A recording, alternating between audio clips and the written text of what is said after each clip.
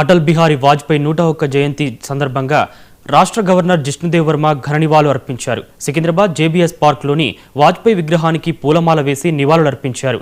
ఈ కార్యక్రమానికి కేంద్ర మంత్రి కిషన్ రెడ్డి, బీజేపీ అధ్యక్షుడు రామచంద్రరావు, ఎంపీ ఈటల రాజేందర్ తదితరులు హాజరయ్యారు. వాజ్పేయి జయంతిని సుపరిపాలన దినోత్సవంగా జరుపుకోవడం సంతోషంగా ఉందన్నారు. భారతదేశ అభివృద్ధిలో కీలక మార్పులు తీసుకువచ్చిన స్ఫూర్తి ప్రదాతగా వాజ్పేయిని అభివర్ణించారు. గ్రామీణ సడక్ యోజన, సర్వశిక్ష అభియాన్, మొబైల్ ఫోన్స్ రంగంలో వాజ్పేయి చేసిన కృషి ఎనలేనిదని గవర్నర్ జిష్ణుదేవ్ వర్మ కొనియాడారు.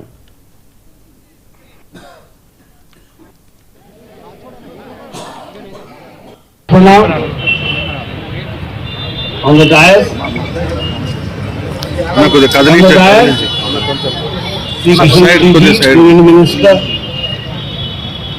Dr. K.G., former governor and a great leader of this state, other dignitaries, the president of the BJP, ex-MLC, MP, Italaji, MLC, MLAs, cantonment board members and other dignitaries and members of the press. Today we are gathered here for a noble cause to celebrate, and rightly so. He was the Prime Minister who gave a direction to this nation. Great changes. జన్మదినోత్సవాలను జరుపుకుంటున్నాము. ఈ కార్యక్రమానికి మన Telangana governor గారు రావడము చాలా సంతోషం. వారికి నేను హృదయపూర్వకమైనటువంటి కృతజ్ఞతలు తెలియజేస్తా ఉన్నాను.